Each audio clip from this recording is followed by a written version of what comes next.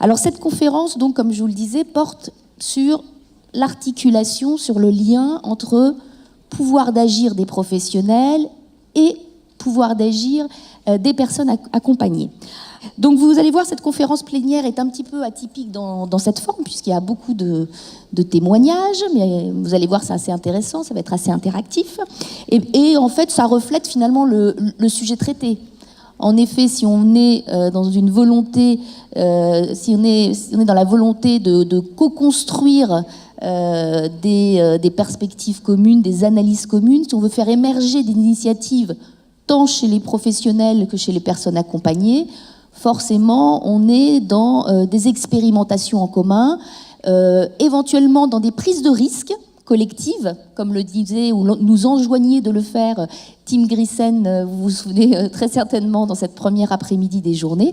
Donc forcément, voilà, on avait besoin de plusieurs cerveaux, plusieurs témoignages et le croisement de ces différents points de vue pour que, justement, on soit dans ce pouvoir d'agir des professionnels et des résidents. Donc, je leur laisse tout de suite la parole. Alors, la prise de risque, vous allez voir, on l'a pris. On est tous un peu flippés, mais on va essayer de faire au mieux.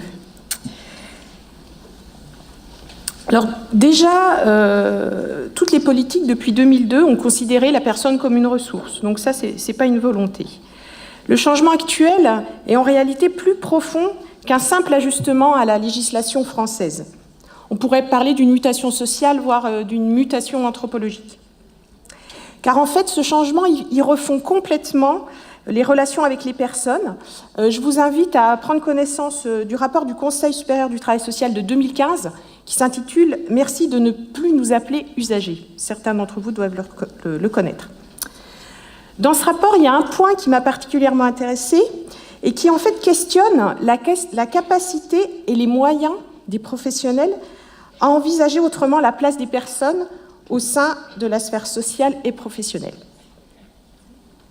Et vous, professionnels de masse, femmes et foyers de vie, professionnels que j'affectionne tout particulièrement puisque j'ai travaillé 18 ans en maison d'accueil spécialisée, sont directement impactés par ces changements, impactés tout particulièrement au niveau des pratiques professionnelles, mais au niveau du travail d'équipe. Différentes recherches et travaux que vous connaissez certainement ont pu montrer la complexité de travailler quotidiennement avec des personnes qui sont extrêmement fragiles, extrêmement dépendantes, qui présentent de graves limitations de communication et d'expression, et très régulièrement, quotidiennement, des comportements défis. Donc des choses que vous connaissez dans votre quotidien.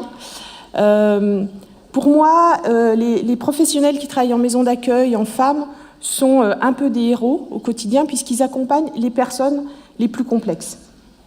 Je reprendrai les propos de Philippe Chavaroche. L'illusion qui est à la base de toute intention de s'occuper de l'autre, de l'aider à aller mieux et à progresser, est ici sérieusement malmenée et peut laisser place par la répétition infernale du couple illusion des illusions à un épuisement, une usure que l'on nomme maintenant le burn-out, le fameux mot burn-out.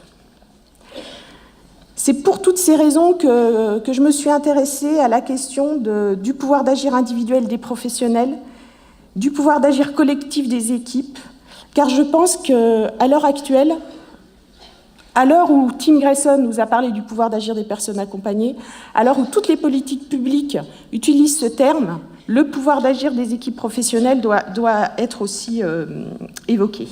Alors Tim disait, du côté des personnes accompagnées, il ne suffit pas de savoir, il faut également pouvoir. Eh bien, lui nous a parlé des personnes accompagnées. Toute la séquence qu'on a préparée avec mes collègues, elle va concerner les professionnels. Alors je vous propose quelques réponses à partir de la pensée et des travaux de Toscaïès. Oui, le monsieur qui porte un bateau est bien un psychiatre, est bien un soignant. Et il nous disait, le fonctionnement de l'équipe soignante est isomorphe à la structure du symptôme des patients qu'elle accueille. Alors Toscaïès, c'est un des inventeurs de la psychothérapie institutionnelle, mouvement qui, de Saint-Alban à Laborde, a influencé fortement la psychiatrie, mais aussi tous les mouvements pédagogiques depuis les années 40.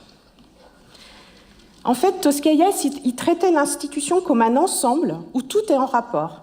L'infirmier, l'éducateur, l'aide-soignant, les ASH, les médecins, les travailleurs sociaux. donc une institution comme un système. Pour lui, la partie n'existe que dans un tout, et ce tout est en perpétuelle transformation. Et il disait que quand ça cesse de bouger, cela se fige, et les symptômes pathoplastiques redeviennent envahissants. Alors souvent en masse femmes, les activités vont permettre de créer ce mouvement. Et quelquefois, on peut tomber soit dans de l'activisme, où on va avoir une multitude d'activités un peu pour combler ça, soit dans des modalités un petit peu plus, on va dire, dépressives, où on ne fait plus rien. Donc c'est le juste milieu des activités, du rythme des activités qu'il y a à trouver.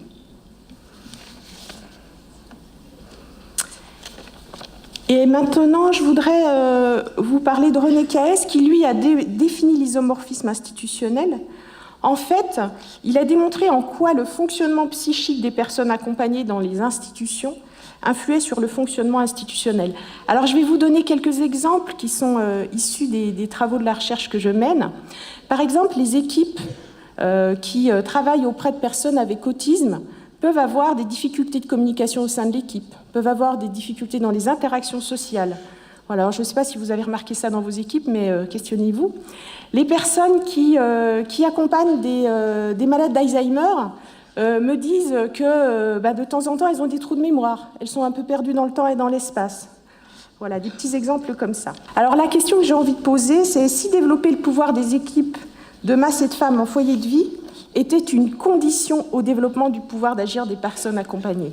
En fait, si on part du principe, et différents travaux l'ont montré depuis les années de 1950, si on part du principe que les personnes qu'on accompagne vont affecter l'institution, l'organisation et la façon de penser des équipes, pourquoi pas imaginer l'inverse?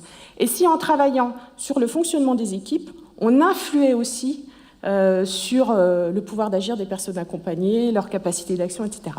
C'est ce que moi, je propose d'appeler l'isomorphisme institutionnel inversé.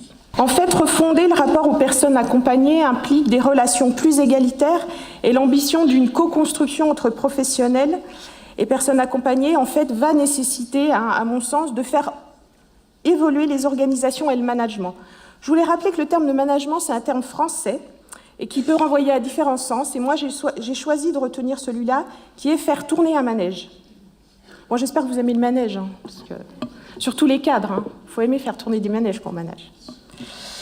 Actuellement, les modes organisationnels des masses femmes foyers de vie sont construits de façon pyramidale. Si je me trompe, vous me le dites, mais moi, ce que j'ai repéré, c'est que souvent, il y a un directeur adjoint, chef de service, coordinateur, éducateur infirmier, AS, AMP, et puis après, tout le personnel, les professionnels de lingerie, d'entretien et technique. De nombreux professionnels se disent découragés, empêchés et souvent empêtrés dans des paradoxes. Les deux qu'on peut repérer actuellement dans les discours sont les suivants. Comment satisfaire l'exigence d'optimisation des coûts tout en veillant à la qualité des soins et de l'accompagnement? Et puis le deuxième, on en a entendu beaucoup parler pendant les 3 jours, comment articuler prise de risque et sécurité? Dans une masse, on nous demande, par exemple maintenant, que les gens puissent avoir, on en a parlé, un accès à un habitat inclusif. Or, dans une masse, vous me direz si je me trompe après, il est quand même difficile que les gens achètent leurs courses, se fassent à manger eux-mêmes, produisent leur alimentation, vu toutes les conditions d'hygiène et de sécurité relatives à ça. Alors bien sûr, on connaît tous les cuisines qu'on dit thérapeutiques, parce que c'est comme ça que ça passe, mais enfin, en tout cas, on est très contraint dans ce qu'on peut mettre en œuvre. Alors Yann Le Bossé nous propose une approche centrée sur le développement du pouvoir d'agir pour sortir de l'impuissance. Et lui, il nous invite à soutenir le pouvoir d'agir des personnes, des collectivités, mais aussi des équipes. Il nous propose quelques questions à se poser face à un problème. Quels sont les acteurs concernés par le problème directement ou de plus loin? Quels sont les enjeux dans le contexte précis? Le cadre a-t-il sollicité l'implication de la personne ou de l'équipe dans la définition du problème, sans présupposer de ce qu'elles vont dire? Compte tenu de l'ensemble des enjeux, qu'est-ce qu'il est possible de faire ici et maintenant et très concrètement? Quel enseignement peut-on tirer de ce qui a été tenté? Et quels sont les effets qui ont été produits par l'action menée? je suis intimement persuadée que l'utilisation de l'approche développement du pouvoir d'agir en situation de management va avoir du sens pour dépasser les sentiments d'impuissance, les blocages par rapport à un collègue, un groupe ou bien toute l'équipe. Alors peut-être que vous n'avez aucun souci dans vos équipes, hein, mais bon. Ça permet aux professionnels d'avoir une plus grande marge d'initiative et d'autonomie pour agir. Et ce que moi j'aime dans cette approche, Tim nous disait, c'était quel jour? J'ai perdu le jour.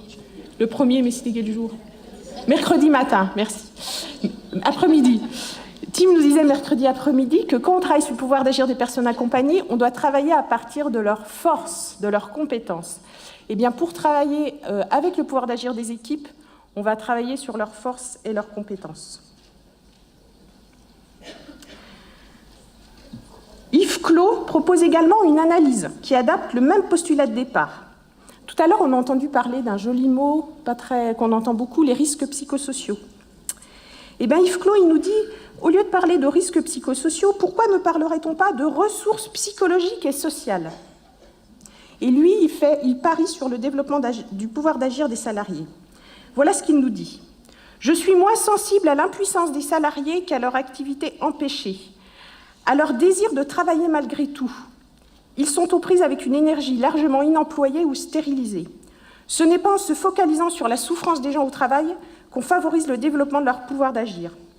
C'est quand on ne peut plus prendre son travail à cœur, quand on ne se reconnaît pas dans le travail qu'on effectue, quand on ne peut plus parler de son travail, de ce qu'on a réussi à faire avec les yeux qui pétillent, que la santé est en danger. » Et lui, il estime carrément que la promotion de la souffrance au travail risque de se faire au détriment de l'homme agissant. Alors là, je vous ai mis quatre bouquins. Depuis quelques années, de nouvelles formes d'organisation au travail voient le jour et sont expérimentées par des collectifs de travail. Vous avez certainement entendu parler de l'entreprise libérée, de l'holacratie. En fait, le principe de ces organisations est de laisser les salariés prendre des initiatives individuelles plutôt que de leur imposer des directives et après de les contrôler. Le postulat de base repose sur un climat de confiance et de reconnaissance des personnes et également de confiance dans leur capacité d'expression avec une liberté totale. Alors là, le système hiérarchique classique est remplacé par une structure plate où les collaborateurs s'autodirigent. Alors dans toute cette sélection de livres que j'ai fait, aux cadres, aux dirigeants, comme moi, j'en suis une, donc je l'ai lu bien sûr, Leadership sans ego, dernier livre d'Isaac Gates et d'autres, très intéressant. Et puis, si vous voulez commencer par un, je vous conseille celui de Frédéric Laloux, Reinventing Organization. Peut-être certains d'entre vous l'ont lu, il est traduit en français. Si vous n'aimez pas lire, moi des fois j'ai pas le temps de lire, il existe en BD, il est super. Et puis si encore la BD vous repousse, le mec il a fait des vidéos YouTube. Donc voilà, il n'y a aucune raison de ne pas écouter Frédéric Laloux et son point de vue. Et c'est une approche méthodologique qui analyse différents systèmes d'entreprises libérées ou nouvelles organisations et qui en analyse les effets. C'est vraiment hyper intéressant, enrichissant et surtout inspirant. Et il y a un modèle qui ressemble de façon importante à ce qu'on fait en masse et en femmes, c'est le modèle de Buurtzorg, alors je ne sais pas trop comment ça se dit, c'est dans les Pays-Bas, et qui est un modèle de soins infirmiers. Voilà, c'est vraiment le modèle si vous voulez lire des choses qui se rapprochent de ce que vous faites tous les jours, lisez Buurtzorg. Alors je remercie Nadia, Edouard et Léla, parce qu'en fait, quand Carole m'a demandé de venir à cette journée, moi j'aime pas du tout parler en public, donc je lui ai dit bon bah d'accord, j'ai pas le choix, maintenant je suis directrice du CRAI, il paraît qu'il faut faire des trucs comme ça. Et donc je lui ai dit par contre je vais pas le faire toute seule, on va être plusieurs, ça va être et tout. Bon, elle m'a dit oui, donc merci Carole de ta confiance. Et puis je voulais remercier mon ancienne équipe, parce que d'abord je suis émue de parler aujourd'hui avec eux. Et on a fait beaucoup de travail de préparation pour cette intervention, donc voilà. Je les remercie. Donc je vais laisser la parole à Nadia qui va vous parler un petit peu de l'illustration de la résidence du docteur Arnaud. Alors vous verrez, vous allez peut-être vous dire oh là là, chez eux c'est tout beau tout rose. Alors ce n'est pas du tout beau tout rose. Voilà. Mais par contre on a fait le choix de travailler sur ce qui avait bien marché. Donc on va vous présenter des choses qui ont bien marché parce que voilà c'est un choix qu'on a fait aujourd'hui. Donc des concepts à la conception, illustration de la vie. Merci Lydie. Alors, la masse du Dr Arnaud accompagne depuis maintenant 12 ans 57 personnes dans le 19e arrondissement de Paris.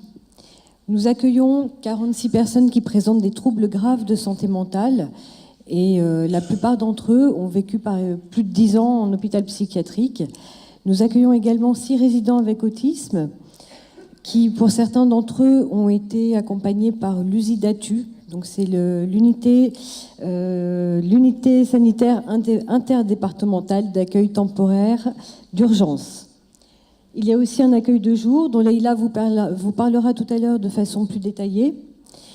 Et après 8 ans d'existence, nous avons constaté les effets de la chronicité aussi bien sur les professionnels que sur la vie institutionnelle. Et partant de ce constat, nous nous sommes dit qu'il était temps de réenchanter la résidence, ce qui est passé par 3 plans. Donc notre action, elle est intervenue aussi bien du côté des professionnels que des résidents et aussi sur le vivre ensemble. S'agissant des professionnels, nos actions ont consisté à soutenir les espaces de création et d'élaboration collective de la pensée, à travers notamment le dispositif de réunion, ce qui a impliqué une refonte complète des plannings.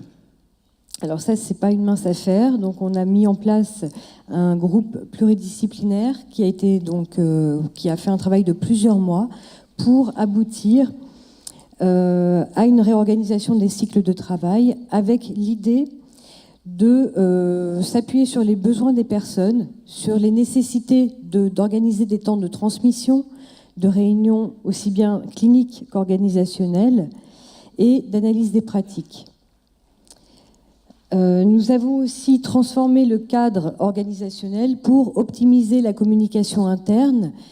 Qu'est-ce que ça veut dire ? Ça veut dire qu'on a fait de la formation aux outils de communication, la messagerie, notamment numérique, dont on parlait tout à l'heure, et puis de la formation à la communication non violente, aussi bien pour les équipes de proximité que pour les cadres. Donc l'ensemble des professionnels a été formé à la communication non violente. Nous avons aussi, du côté de l'accompagnement, pris en compte les points forts et les propres compétences des professionnels, ainsi que leurs centres d'intérêt. Et puis nous les avons soutenus dans leurs actions et leur avons apporté une latitude décisionnelle. Ensuite, nous avons promu l'innovation. Et l'étape suivante, quand on promeut l'innovation, aller au-delà, ça veut dire accepter la prise de risque et le droit à l'erreur.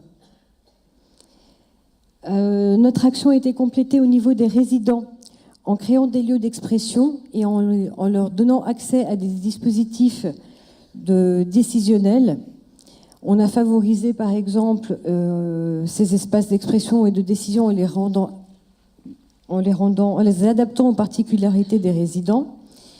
Et puis, dans les actions mises en œuvre, nous nous sommes véritablement appuyés sur leur choix. Nous avons pris en compte leur choix tant que c'était possible. Et quand cela n'était pas possible, en fait, nous leur avons expliqué pourquoi on ne pouvait pas les prendre en compte. S'agissant du vivre ensemble, nous avons créé une humanité de la rencontre à travers des moments partagés et notamment la fête des 10 ans. Donc je vous propose qu'on regarde la vidéo de cette fête des 10 ans de la masse qui a eu lieu en 2017. Alors, on n'est pas que dans la transgression à la messe du docteur Arnaud, mais un petit peu quand même. Et en fait, vous avez vu, on a transformé la masse en casino, parce que on avait fait un comité des fêtes, donc où il y avait des résidents et des professionnels, et c'était, en fait, ils voulaient vraiment avoir une journée casino. Donc on a transformé la résidence en casino, et on est allé à Anguin-les-Bains faire une journée dans un casino. On a été très mal reçus par les gens, mais on a quand même réussi à jouer un peu. Il y a autre chose qui nous tient à cœur à la résidence du Dr Arnaud, c'est aussi d'apporter notre touche dans le changement des représentations. Et pour changer le monde, ce qu'on a décidé de faire, c'est ce qu'on appelle l'inclusion inversée. En quoi ça consiste ? Eh bien, ça consiste à inviter à prêter nos salles et inviter des personnes extérieures, donc aussi bien des associations que des collectivités, pour faire des colloques, pour des actions de formation, ou bien dans les salles d'activité dédiées. Voilà. Et toute cette nouvelle articulation conduit en fait à un rééquilibrage des pouvoirs et des acteurs de la masse. Et au sein de la masse, un des acteurs essentiels, c'est le médecin psychiatre. Et je vous propose donc d'écouter le docteur Denis Maquet qui va nous expliquer comment il a diminué son pouvoir d'agir au profit du pouvoir d'agir collectif. Juste pour si je complète, je peux, Nadia ? Sur l'inclusion inversée et le prêt des salles, c'est pas gratuit en fait. Alors on ne fait pas payer, mais on demande aux gens de nous écouter à peu près 15 minutes. On essaie de le faire avec un résident quand on peut, sur un peu une sensibilisation soit au handicap psychique, soit à l'autisme. Voilà. En fait, ils sont vite sensibilisés parce que comme ils viennent en réunion dans nos locaux, voilà, ils sont rapidement sensibilisés. Alors moi, je vais aborder le pouvoir d'agir, les limites du pouvoir d'agir en masse. Et la question que je me suis posée, c'est de savoir si le pouvoir d'agir était toujours possible en masse, et notamment avec un public de masse. Et je vais insister plus particulièrement sur l'unité dans laquelle je travaille, donc avec une AMP et les psychologues de la masse. Donc d'emblée, j'ai voulu répondre que c'était une nécessité, donc de pouvoir développer son pouvoir d'agir. Puis en réfléchissant davantage, en regardant les personnes avec qui je travaillais, les personnes que j'accompagnais, je me suis rendu compte que c'était pas forcément possible. Donc je me suis dit que de développer son pouvoir d'agir, voilà, ça permettait de retrouver du sens, pas forcément de le retrouver, mais en tout cas de donner du sens à mon travail et de développer également le pouvoir d'agir des personnes accompagnées lorsque c'était possible. Donc pour vous présenter un petit peu la singularité de l'accueil de jour, donc voilà, comme je vous disais, on est 2 personnes à travailler, plus le psychologue. Donc on accompagne tous les jours 10 accueillis. Donc avec mon collègue Édouard, on a fait le choix, en lien avec le rapport PIFTO, d'accueillir des situations complexes et souvent sans solution, donc regroupant tout autant des personnes avec des TSA, des personnes psychotiques, des personnes présentant des déficiences intellectuelles variées, des troubles associés, et également on a une personne qui est en situation de polyhandicap. Donc j'ai envie de dire que l'accueil de jour, ça a permis à des personnes qui ont été hospitalisées pendant un grand nombre d'années de pouvoir retourner au domicile, et que c'est justement parce que l'accueil de jour a été mis en place que ces personnes elles peuvent désormais vivre chez elles et dans la cité. Donc la singularité, elle s'est présentée notamment il y a 2 ans, lorsqu'on a eu vraiment des profils très très différents de ce qui était présent auparavant. Donc là, j'ai l'exemple d'une personne, donc d'un jeune homme qui a 18 ans, qui a été renvoyé de structures en France, en Belgique, et donc qui s'est retrouvé orienté en hôpital psychiatrique et qui n'avait pas la possibilité de retourner chez lui. Donc l'accueil de jour, donc en lien avec l'hôpital psychiatrique, et après avoir discuté avec la hiérarchie, on s'est dit que c'était peut-être possible de tenter quelque chose et de lui proposer une place à l'accueil de jour, et d'essayer de travailler, d'élaborer un projet, donc en participant à un plan d'accompagnement global, et de travailler sur son pouvoir d'agir si c'était possible. Et donc on s'est rendu compte que, en lien avec d'autres institutions, on a permis à cette personne d'être hospitalisée. Donc c'est un petit peu inédit parce que toutes les personnes, pas toutes les personnes, mais la majorité des personnes que l'on accueille, elles sont pas à l'hôpital psychiatrique, elles sont, comme je vous disais, chez elles. Et donc là, cette personne participait à la vie au sein de l'accueil de jour. Et en fin d'après-midi, elle retournait à l'hôpital psychiatrique. Et donc, pendant 1 an et demi, on a travaillé son projet de départ de l'hôpital psychiatrique parce que c'était pas ce qui convenait pour sa situation, et de l'orienter vers un FAM, donc ce qui a été fait il y a quelques mois. Donc on était plutôt heureux. Et du coup, on a reçu comme ça différents dossiers, et on s'est plutôt penché sur des situations qui étaient plutôt compliquées et vraiment sans solution. Donc ça, c'est pour vous parler de la spécificité de l'accueil de jour c'est vraiment singulier en règle générale, c'est pas ce type de profil qu'on rencontre dans les accueils de jour. Donc j'aime dire que l'accueil de jour, en fait, ça se présente comme un sas qui répond aux besoins de la personne en développant son pouvoir d'agir, dans le sens où on accompagne les personnes vers des choix qui sont plus élaborés et adaptés à leurs particularités. Donc là, j'ai d'autres exemples en tête, mais je crois qu'il passe assez de temps.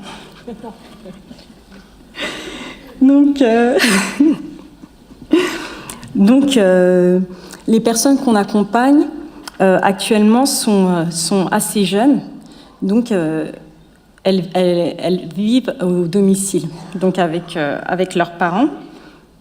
Et là, on s'est rendu compte que le pouvoir d'agir, certes, donc notre pouvoir d'agir, c'était ce qui permettait de développer le pouvoir d'agir des personnes qu'on accompagnait. Et donc, avec mon équipe, on s'est posé la question sur le pouvoir d'agir des parents. Parce que souvent, ils ont dû vivre une privation de leur pouvoir d'agir lorsque leur enfant s'est retrouvé hospitalisé.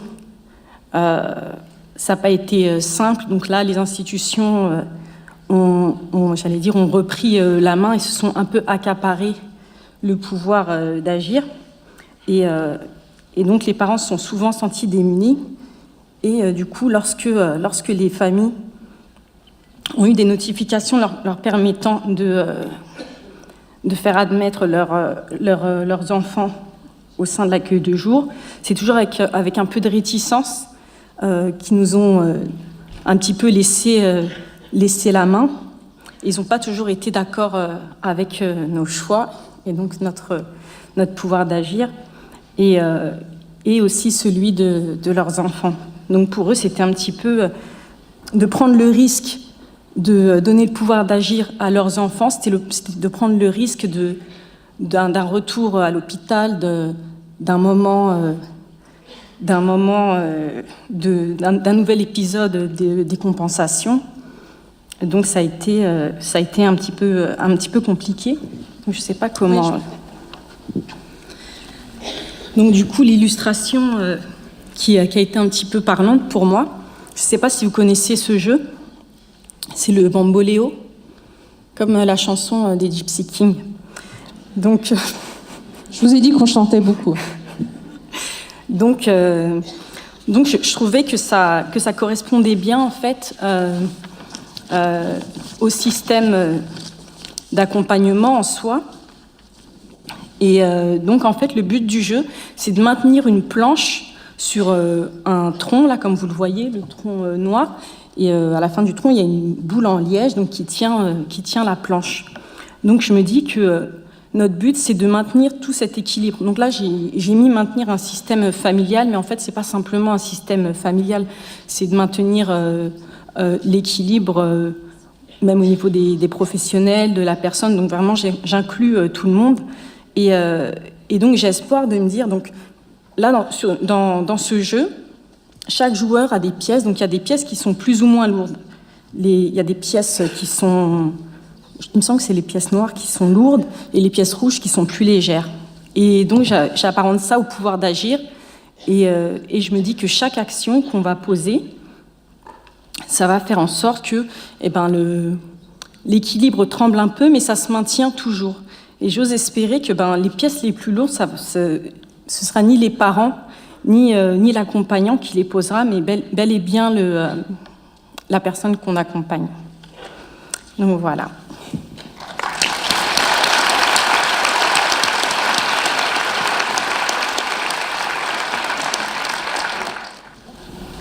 Alors, à l'appui en fait du parcours d'une ancienne résidente de la Masse, et puis au travers des questions que cette situation est venue soulever, je vous propose en fait de voir comment le pouvoir d'agir peut, nous tous, enfin professionnels et personnes accompagnées, comment le pouvoir d'agir peut nous faire réagir justement. Alors, pour vous résumer les choses, donc je vais vous parler de Mademoiselle J. C'est une femme d'une cinquantaine d'années, qui n'était pas à son arrivée à la Masse dans une situation des plus favorables, puisque après avoir très classiquement entamé des soins psychiatriques au sortir de l'adolescence, ses difficultés psychiques lui ont pas permis de poursuivre ses études supérieures, et donc elle a alterné des périodes d'hospitalisation et de retour au domicile, enfin chez elle ou chez ses parents. Et elle bénéficia pratiquement de tout ce que les dispositifs de psychiatrie avaient à leur disposition, d'alternatives à l'hospitalisation. Alors elle a fait CATTP, maison relais, ESAT, foyer de vie, atelier thérapeutique. Elle s'était même ces dernières années inscrite dans plusieurs GEM, et elle avait participé à ce qui était alors des dispositifs beaucoup plus expérimentaux. C'était le chez-soi d'abord au niveau du logement, et puis le projet Emilia, dans sa dimension d'emploi accompagné. Et tous ces essais furent plus ou moins des échecs, avec à chaque fois quand même un retour à l'hôpital. Et donc c'est ainsi, en fait, en 2010, avec ce parcours de soins conséquent et une dernière hospitalisation sous contrainte de plusieurs années, que sa candidature nous fut proposée. Alors, elle avait, je dirais, le profil idéal pour être concernée par le pouvoir d'agir. Parce qu'elle voulait, selon ses termes, être dans la société et avoir une place sociale. Elle voulait faire bouger la psychiatrie. Elle avait vraiment du talent dans de nombreux domaines et elle pouvait par moments vraiment saisir de façon très pertinente comment ce qu'elle appelait, elle, ses bouffées délirantes, pouvaient la freiner dans ses projets. Voilà, tous les ingrédients en fait du pouvoir d'agir étaient donc réunis, la participation, la compétence, la conscience critique, il manquait juste une petite touche d'estime de soi et puis le tableau était vraiment complet. Bon. Et pourtant, pendant ses premières années de vie à la résidence, elle était régulièrement, à sa demande, ce qui était déjà un grand progrès, elle était régulièrement à sa demande réhospitalisée en psychiatrie. Et puis elle avait également tenté par 2 fois de se former pour devenir formateur pair. Et puis à chaque fois, elle avait abandonné, considérant ne pas y trouver sa place. Alors, si beaucoup de professionnels évoquent la difficulté au quotidien de construire des projets avec des personnes alors dites chroniques, apragmatiques ou ce qu'on dit pudiquement au long cours, c'était pas du tout un souci qui se posait avec cette résidente, parce qu'au contraire, tous les jours, quasiment tous les matins, elle sollicitait les équipes, elle venait avec un nouveau projet, une nouvelle envie, et toujours pris dans une interrogation constante sur son avenir professionnel, c'est-à-dire quel métier elle va faire, et puis sur son lieu de vie, quel quartier, quelle ville, voire quel pays serait son véritable chez elle. Donc elle arrivait le matin, alors elle arrivait avec un projet, c'était devenir tour à tour journaliste, designer textile, assistante sociale, styliste. Alors elle voulait aussi apprendre la couture, la cuisine, vivre dans le Bronx, donner des cours d'anglais ou vivre dans le Marais à Paris. Voilà, et donc elle interpellait comme ça chaque matin les professionnels. C'était chaque projet en fait suscitait de sa part, comme celle des équipes, de l'enthousiasme, mais un enthousiasme qui retombait très vite, au point que les professionnels en arrivaient au fil des mois à dire que cette résidente commençait beaucoup de choses, mais qu'elle n'allait jamais au bout de ses projets. En bref, elle ne savait pas, selon eux, les équipes disaient qu'elle ne savait pas ce qu'elle voulait.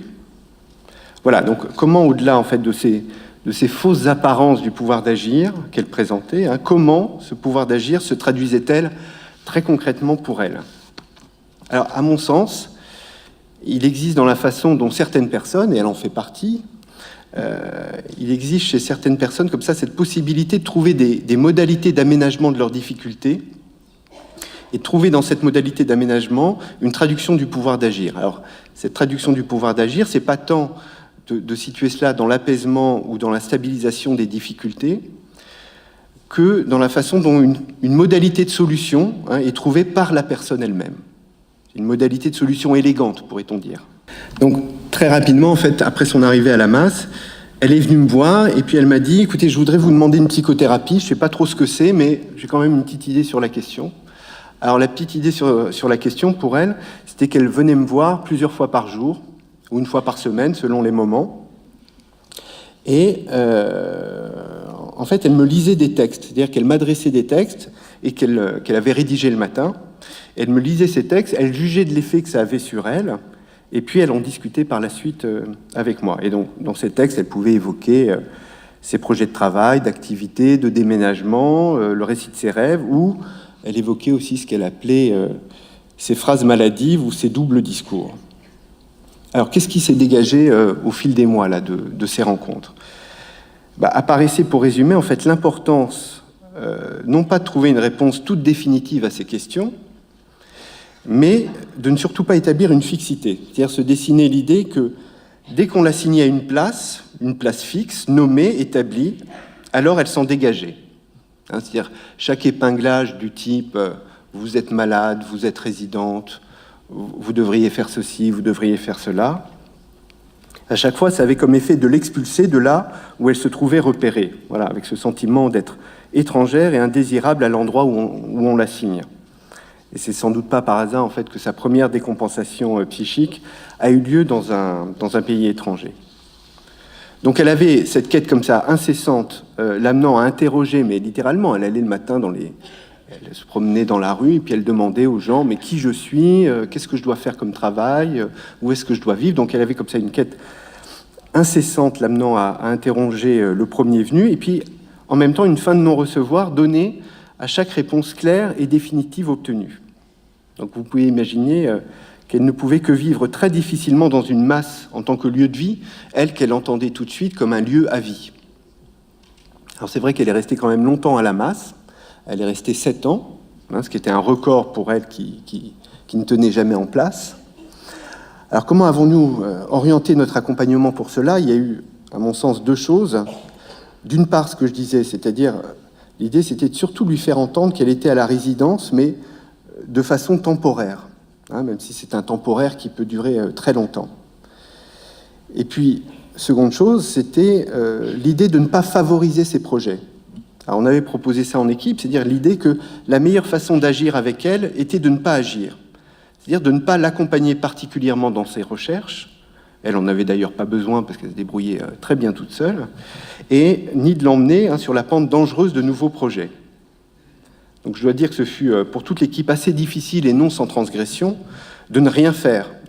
D'ailleurs, ce serait là une des questions que pose sa situation, c'est-à-dire est-ce agir que de ne rien faire ? Il me semble que ne rien faire est parfois tout à fait quelque chose que l'on fait, c'est-à-dire s'abstenir par moment, c'est une façon d'agir.